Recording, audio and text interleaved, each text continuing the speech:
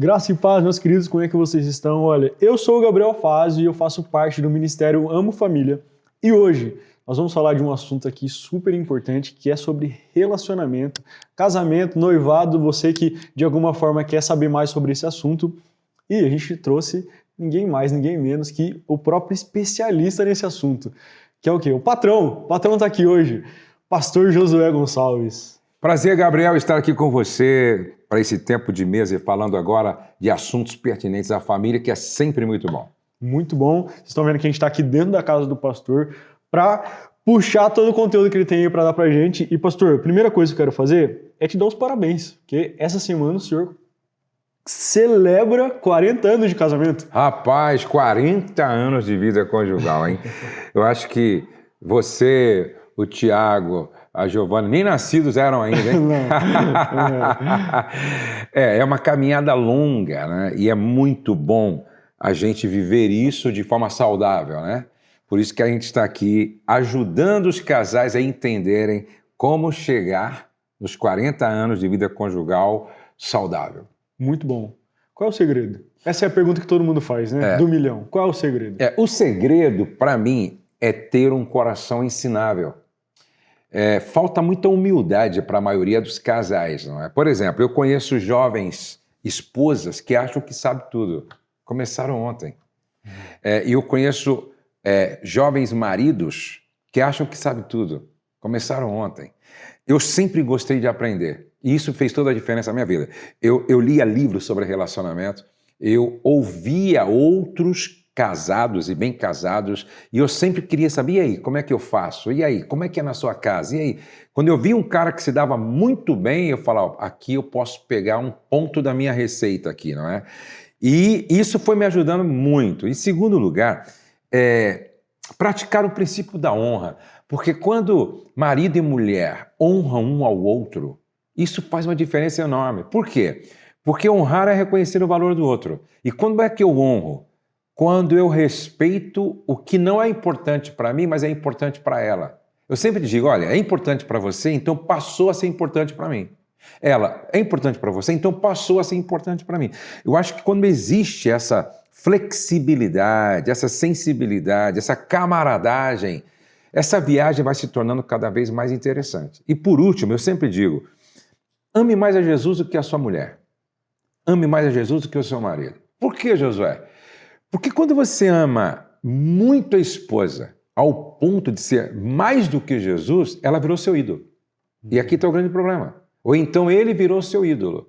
E aí você começa a nutrir expectativas de um Deus na sua vida. Não. Você tem que me fazer feliz quando, na verdade, muita coisa não depende dele, depende de Deus. Não depende dela, depende de Deus. Então, quando eu amo mais a Jesus, eu busco nele aquilo que eu sei que não vou encontrar na minha mulher. E vice-versa. Muito bom. Se torna Isaac. Exatamente.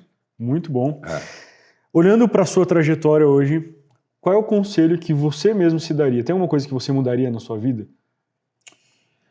Olha, uma das coisas que eu falei esses dias em algum lugar, hoje meus filhos estão casados, né? Tenho netos. Se eu pudesse voltar lá atrás, agora falando como casado, lá atrás, e começar de novo, eu investiria mais tempo na vida dos meus filhos desde o berço. Por quê? Porque meus filhos cresceram e tudo é muito rápido. E hoje eu vejo que o Douglas, talvez, aprendendo com o meu erro, faz muito diferente. Ele marca muita presença na vida das crianças. Eu fui um pai que estive presente do meu jeito, mas não era o jeito que hoje eu gostaria que fosse. Então, isso realmente eu mudaria. De estar mais com o filho no colo. A minha esposa falou, você reparou que você acha que nunca trocou uma fralda das crianças? Porque ela fazia tudo, aí tinha as cunhadas, aí tinha a minha sogra e tal. E de certa forma eu me escorei nela, nas minhas irmãs, nas minhas coisas. Hoje talvez, não, pode deixar que isso eu vou fazer, porque eu quero curtir isso aqui também. Então isso é uma coisa que eu mudaria. Mas no restante eu acho que eu fiz como era necessário fazer. Assim, não que eu sou perfeito, não, mas eu acredito que ficou tudo muito dentro do razoável. Assim. Muito bom. Quando a gente está falando desse período pré-casamento, a gente sabe que são duas pessoas se juntando ali com uma rotina muito diferente, uma educação diferente. Como conciliar isso de uma forma que não assuste tanto na hora que casou e vai mudar os dois juntos para a mesma casa? Primeiro de tudo, a gente precisa entender que pegar duas pessoas para que elas, dentro de uma relação conjugal, se tornem uma, é complexo, não é fácil e não é simples. Primeiro de tudo, a gente precisa conhecer um pouco quais são as diferenças em relação a ela e ele. Segundo, aceitar essas diferenças. E terceiro, celebrar essas diferenças. Por quê? Eu costumo dizer que nós somos diferentes em muitos aspectos. Por exemplo, cada família tem sua cultura. Cada família tem sua cultura. Sua forma de ser, sua forma de falar, sua forma de preparar a comida, sua forma de passar o final de semana. Tudo tem a ver com cultura, certo? E aí são muito diferentes. São muito diferentes. Cada família tem um sistema educacional. Ou seja, você foi criado dentro de um padrão educacional. Eu fui criado em um outro padrão educacional. Fora isso, existe a psicologia da alma feminina e a psicologia da alma masculina. É macho e fêmea. Os hormônios são diferentes. As percepções são diferentes. Dentro dessa cultura, dentro da psicologia, dentro do sistema educacional, vem as crenças e valores. As crenças são diferentes. Os valores são diferentes. Então, agora vamos colocar esses dois dentro de uma mesma casa.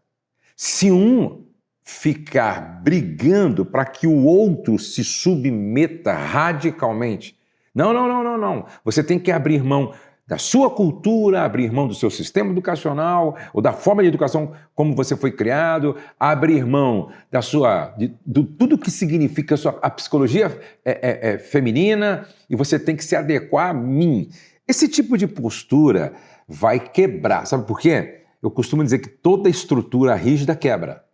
A única razão pela qual um bambu chinês não quebra é porque ele é flexível. Certo? A única razão porque aquele prédio mais alto lá de Chicago, ou então agora lá de Nova York, ou então lá de Dubai, não cai, não quebra, porque tem flexibilidade. Toda estrutura, toda forma de pensar rígida quebra. Então essa relação não vai vingar.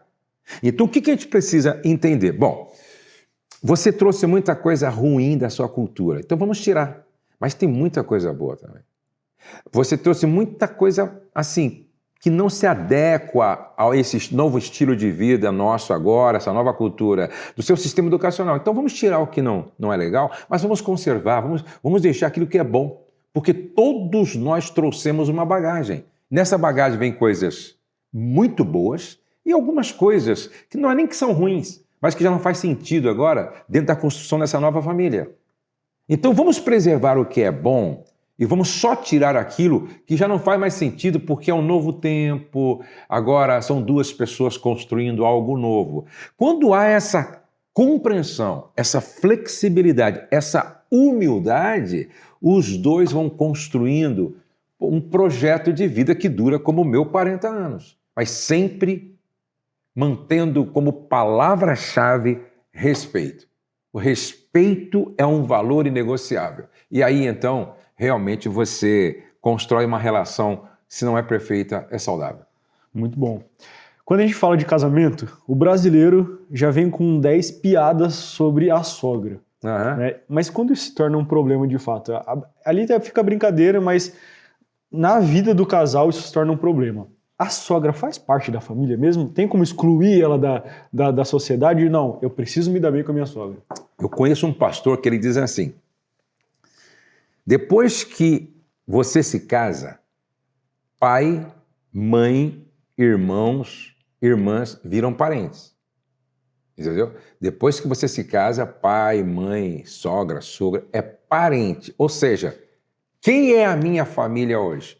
Eu, a Rose, e os meus filhos. Só que os meus filhos também casaram. Então hoje, família mesmo é eu e a Rose. E Douglas, Letícia e Pedro, para eles agora eu sou parente. Amanhã os meus netos vão se casar.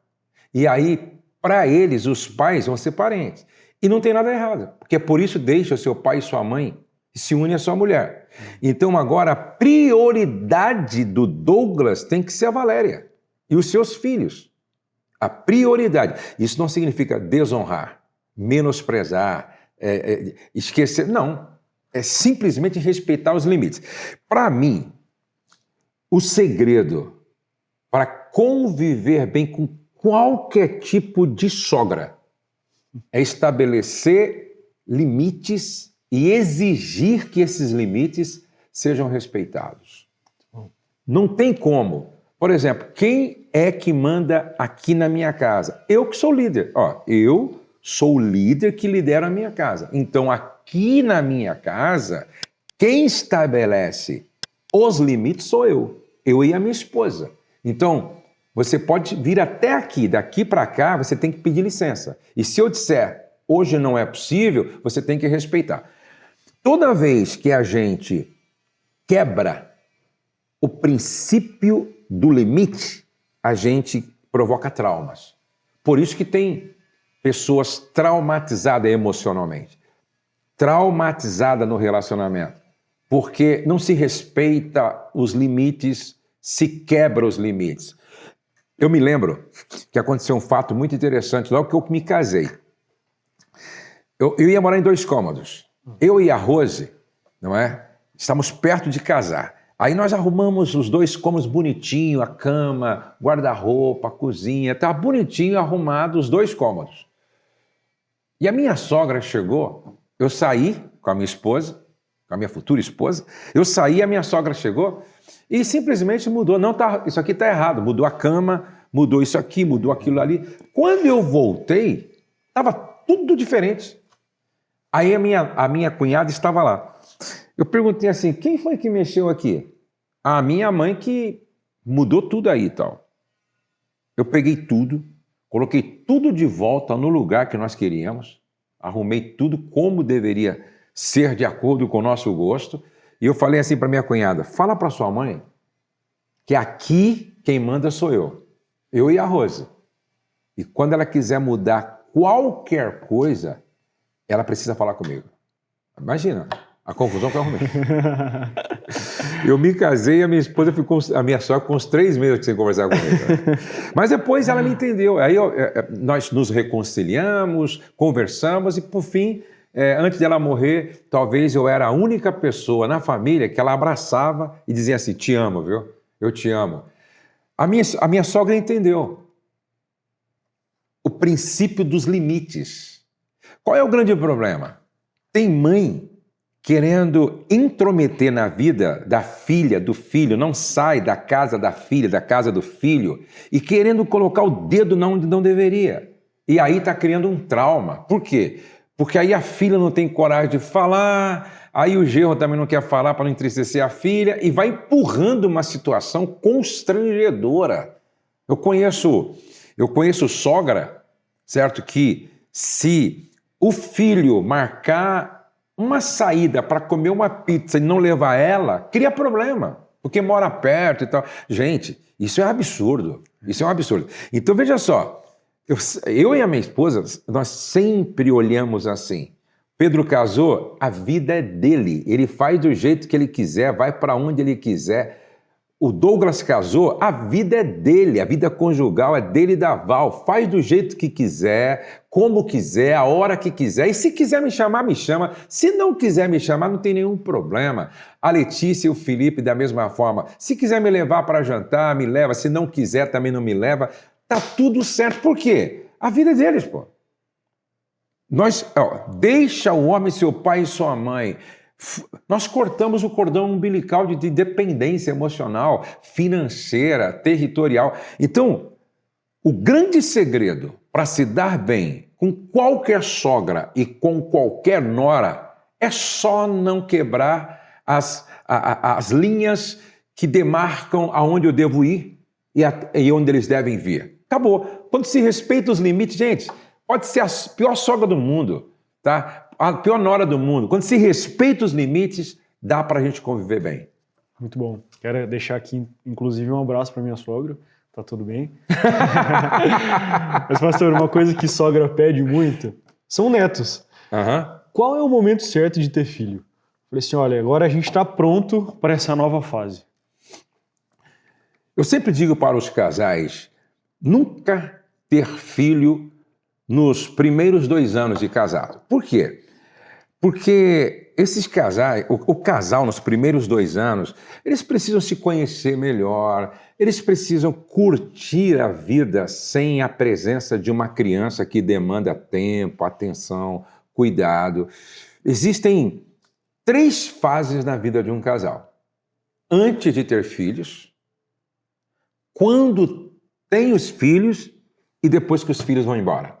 Essas são as 3 fases, entendeu? Essa primeira fase, o casal tem que curtir, tem que passear, tem que se conhecer, tem que realmente desfrutar. Bom, 2 aninhos, beleza, agora já desfrutamos, já viajamos, já entendemos. Vamos ter um filho agora? Ok. Aí então vamos ter quantos filhos? Eu entendo que o casal precisa ter 2, 3, 4. Quantos filhos deseja ter? Mas rápido. Olha que bênção. Quando o casal, 2 anos, vamos supor que tem um filho, depois de 1 ano, 2, tem outro filho. Bom, aí cresce com 2 anos de diferença ali. Depois, quando o filho tiver com 12 anos, o casal está novo ainda. Você está me entendendo? Eles podem viajar, eles podem passear, eles podem fazer alguns outros projetos que o filho já não demanda aquele cuidado como bebê. Quando se separa muito, tem um filho agora, depois de 10 anos tem outro. Isso é muito complexo e Deus fez as coisas de uma forma muito interessante. Então, eu aconselho os 2 primeiros anos, curtam, viagens, se conhecem melhor e tal. Por quê? Quando chega o filho, muda tudo. Muda completamente a vida. Entendeu? E se puder ter em seguida, porque aí os 2 crescem juntos, os 3 crescem juntos, e quando eu estiver lá, eu fico vendo o Douglas hoje, né? O Davi tem 11 anos, a Luísa tem 13 anos, e eles podem ir para qualquer lugar que quiser. Por quê? Porque de repente fica aqui em casa, ou então fica lá com a irmã, ou fica lá com a sogra, não dá trabalho. Você está me entendendo? Então eu penso que deveria ser assim. Nunca ter um filho assim que se casa, porque esse período é muito importante. Muito bom. E para os casais, vou entrar numa polêmica aqui agora, para os casais que não querem ter filhos, qual é a opinião do Senhor, até no sentido bíblico mesmo? O que Deus ordena para que a gente faça? Eu posso escolher não ter filhos? Não, não pode. Deus disse para Adão, vocês têm que multiplicar, crescer e multiplicar. Israel, quando você lê em Deuteronômio capítulo 6, você percebe que eles levavam muito a sério, obedecendo uma ordem do Senhor para multiplicar, né? Multiplicar. Se Deus fez a mulher fértil, se Deus fez o homem fértil, quantos milhões de espermatozoides não são produzidos diariamente na relação? Quantos milhões, certo, não são despejados, não é, na mulher? Com qual propósito? Para que a gente procrie. Mas essa procriação não tem a ver só com a manutenção da espécie. Tem a ver com um propósito divino. Quando você lê Salmo de número 127, quando você lê o Salmo de número 128, você percebe, herança do Senhor são os filhos. Herança do Senhor. E na sequência, como flecha nas mãos do guerreiro, assim, os filhos da mocidade. Na sequência, o salmista escreveu assim, feliz o homem que enche deles a sua aljava. Olha só, feliz. Esse feliz ali é abençoado, pô. Por isso que o judeu olhava para cada filho como uma bênção. Cada filho era a bênção do Eterno, certo? E aí a mulher judia queria ter filho por essa razão. Primeiro, porque cada filho era a manifestação de uma bênção do Eterno. E toda mulher judia sonhava em ser a mãe do Messias. Interessante isso. Toda mulher judia, desde a promessa da semente da mulher que nasceria. Eu quero ser a mãe do Messias. E para eu ser a mãe do Messias, eu preciso ter 1, 2, 3, 4, 5 filhos, certo? Agora, quando você diz não para uma ordem natural a partir da forma como nós somos criados, você está se rebelando contra Deus. Está dizendo não para uma vontade soberana daquele que nos criou para isso. E tem outro aspecto importante.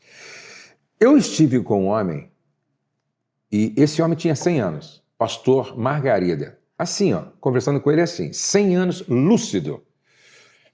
Eu perguntei para ele assim, 100 anos, pastor, sua esposa, ela morreu. E seus filhos? Eu não tive. Ai, mas quem da sua família? De repente tem irmão também com 90 anos, falou, olha, presta atenção, pastor, meu pai só teve eu de filho. Eu me casei e não tive filho. Então, não existe ninguém da minha árvore genealógica, não existe ninguém. É só eu no mundo. Quando ele morresse, não teria ninguém da sua família para estar no seu velório. Quem faria o velório dele eram os irmãos da igreja. Isso é muito triste quando você não tem herdeiros do seu legado. Isso é muito triste. E sem contar, ouça os casais. Eu fico vendo aqui o Tiago e a Giovana. Quantos anos vocês têm casados? 1 ano e 5 meses. 1 ano e 5 meses. Olha que bonitinho. 1 ano e 5 meses e tal, lua de mel, maravilha. Só que passa 1 ano, 2 anos, passa 3 anos, daqui a pouco, a vida a 2 vai se tornando monótona. Porque essa é uma tendência natural de uma convivência a longo prazo. Daqui a pouco, a presença de uma criança em casa correndo é a alegria da casa. Tipo assim, eu tiro um pouco a atenção da Rose, porque agora eu tenho 2 crianças. A Rose tira um pouco do foco de mim, porque agora tem 2 crianças, tem uma criança ali. Bom, aí, José, tá bom, aí eles crescem. Aí vem a fase da adolescência, que é outra fase bem legal, se o pai souber levar, entender. Aí vem a juventude. Aí os filhos vão embora, mas só que daí vem os netos. Quantas vezes aqui em casa estão os netos e os amiguinhos aqui? E esse período de 1 dia, 3 dias, é maravilhoso. Eu vejo a minha esposa, como ela fica. Diz que neto é filho açucarado. Você percebe como ter filhos faz parte da saúde relacional? Da saúde emocional? O que seria eu hoje sem netos para abraçar, pô? O que seria eu e a minha esposa sozinhos hoje, sem filhos e sem netos? Não faz sentido, não faz sentido. Eu saio de férias com os meus filhos, são 11 hoje, né? Com todos são 11. Isso é uma congregação, isso é uma festa, isso é uma alegria. No parque, no restaurante, na sorveteria, isso é maravilhoso. Então, se você está pensando em não ter filho, você está assinando um atestado de infelicidade daqui a pouco. Muito bom. Eu tenho um amigo que chama Luiz, ele fala que ele vai ter 10 filhos e todos eles missionários, que assim ele consegue mandar para os países e Jesus volta mais cedo. Aí uma sugestão para o pessoal. Mais filho, mais pastor, mais pregador, mais... Não é? Maravilha. Pastor, uma das desculpas que as pessoas usam para não ter filhos é essa falta de gestão de tempo, né? E o senhor, a gente sabe que é muito culpado, tem muitas responsabilidades. Como o senhor lida isso hoje na sua vida, essa gestão de tempo? Eu penso que a questão do tempo tem muito mais a ver com as prioridades da sua vida. Então não falta tempo, falta compromisso com prioridades. Quando uma pessoa fala que não tem tempo, pede para ela abrir o celular e ir lá naquele lugar onde mostra quanto tempo ela ficou nas redes sociais, quanto tempo ela ficou na Netflix. Ela vai ver que, na verdade, não falta tempo, falta prioridades. Então, por exemplo, eu conheço pessoas que têm muito mais demandas do que eu e elas levam a criança para a escola, ou buscam a criança na escola, ou almoça. Eu tenho um amigo que ele é multimilionário. A última vez que eu estive com ele, tinha 600 funcionários. Ele almoça com a esposa todo dia. Então, mas por quê? Porque ele estabeleceu uma agenda onde ele tem uma ordem de prioridades inegociáveis. Ele ora todos os dias, 2 horas pela manhã. Como pode? Ele estabeleceu uma agenda com prioridades bem ordenadas. Então, na verdade, lá na época dos meus pais também havia demandas. Lá na época de Davi também havia demandas. Agora, o grande segredo da vida é quando você sabe usar bem o tempo que você tem disponível. Muito bom. Uma das coisas que o senhor ensina muito a gente aqui no ministério é que Da mesma forma como o nosso carro precisa de uma manutenção, a nossa casa precisa de uma reforma, a gente precisa dar uma atenção também para o casamento. Sim. Como que a gente faz de forma prática essa manutenção do casamento? Olha, da mesma forma como você faz a manutenção do carro. Por exemplo, esses dias, um dos colaboradores falou assim para mim: pastor, o seu carro, que é um carro novo, o pneu parece-me que bateu em algum lugar e fez um cortezinho. Mas, na verdade, os dois já estão desgastados. Eu acho que é necessário você trocar. Isso é muito importante quando você tem pessoas próximas de você que te ajudem a enxergar áreas que não está legal. É alguém tão amigo que vê você falando com a sua esposa um pouco assim diferente, te chama do lado e fala: ó, cara, é um pneuzinho que está meio desgastado, aí vê o que está acontecendo. Você tá, pô, tem um barulho, seu carro está com um barulho esquisito, Josué. É bom você ter um amigo que fala: pô, seu casamento está com um barulho meio estranho, cara. Agora, o grande problema é que as pessoas acham que não precisa. Esse é o grande problema. Não, tá legal. Não, tá tudo bem. Mas não está tudo bem. Não está tudo bem.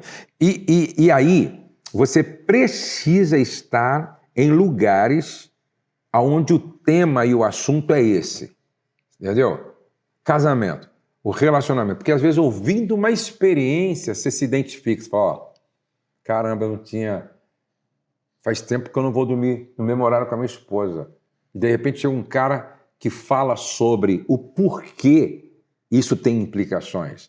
Às vezes, o não ir dormir com a esposa no mesmo horário pode ser um processo lento de desconexão emocional, que para você tem nada a ver.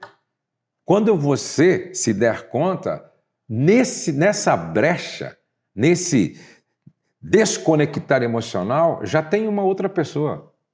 No trabalho, às vezes, conversando de forma diferente. Na igreja, de repente, conversando de forma diferente. Então, é importante, porque sempre que eu me preocupo em ir para a cama com a minha esposa no mesmo horário, significa que nós estamos conectados e que isso faz sentido, tá, no reforço da nossa conexão todos os dias.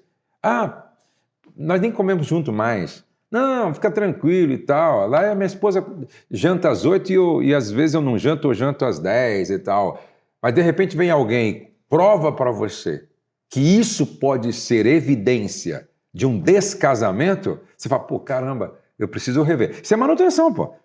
Nós precisamos disso. É manutenção e precisamos de revisão. Pelo contrário, o carro para no lugar mais indevido, te trazendo um prejuízo muito maior e às vezes não tem recuperação. Por isso que é importante você parar para fazer revisão, para fazer manutenção. Como é que está a nossa comunicação? Está funcionando? Nossa vida sexual está funcionando? Como é que a gente está lidando com o dinheiro? Está funcionando? E o que não está funcionando, vai para a oficina, pô. Muito bom. Muito bom. Melhor dica que pode dar. Pastor, vamos deixar esse vídeo um pouquinho mais romântico agora. Qual é a principal característica que você viu na pastora Rose que falou assim: essa aqui é a mulher da minha vida? Uma das coisas que me chamou muito a atenção na minha esposa foi quando eu estava dentro de um chevetinho, bem velhinho, e eu conversava com ela sobre o nosso possível casamento. E eu disse: Rose, deixa eu explicar para você. Eu tenho um chamado, desde a adolescência Deus fala comigo e eu tenho certeza que você é um pastor. Porque há muitas evidências, muitas mensagens. E você sabe como é que é a vida de uma esposa de pastor? Porque o seu avô foi pastor, meu pai foi pastor. E você tem visto, você viu na igreja que ser esposa de pastor é um grande desafio. E Deus disse assim: olha, eu posso amanhã ser um pastor de uma grande igreja e você ter uma vida relativamente boa em todos os aspectos, mas eu posso ser também pastor de uma igreja lá no sertão do Nordeste. Você aceita casar comigo sem que amanhã você jogue isso na minha cara? Ela falou: aceito. Eu amo você, quero viver minha vida com você e estou disposto a pagar o preço que for necessário para estar no seu lado em qualquer situação. Então isso me chamou muito a atenção. Como prova disso, que o meu início foi muito difícil. financeiramente falando, foi muito difícil. Eu andei muito a pé, muito de ônibus, empurrei muito carro. Assim, foi muito difícil. Eu tinha uma gravata, naquela época tinha que usar gravata na igreja, eu tinha um paletó, minha esposa tinha um vestido gestante apenas. Ela nunca reclamou. Ela nunca disse, pô, maldita hora que eu casei com um cara envolvido com o ministério. Então, esse comprometimento dela e predisposição em passar a vida ao meu lado, sendo sempre parteira em vez de coveira, isso realmente é uma coisa que até hoje eu admiro. E a segunda coisa que até hoje me chama muito a atenção na Rose é como ela gosta de servir a partir de mim, né? Ela gosta de servir.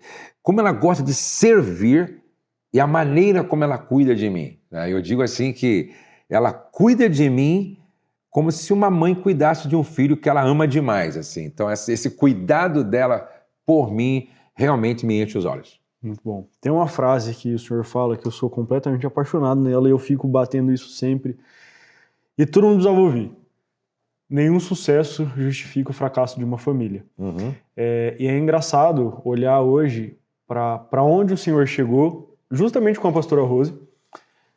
Qual é, na verdade, o segredo para não deixar que isso aconteça? Que o sucesso comprometa Exatamente. a saúde da família. Veja só, tudo aquilo que você estiver fazendo que começa a provocar um divórcio, ou seja, você está se casando com o seu trabalho, que está provocando um divórcio com seus filhos e com a sua esposa, você tem que parar e rever. O grande problema é que as pessoas, no afã de conseguir o que elas desejam fora, elas vão perdendo dentro. Então não pode, eu tenho que parar, peraí. Muitas vezes o menos é mais. É importante eu ganhar mais? Mas eu estou perdendo a minha família, então eu vou parar. É importante eu viajar bastante para eu alcançar um objetivo, mas eu estou perdendo a minha família, não, então eu vou parar. Estou perdendo minha filha, meu filho, então eu vou parar.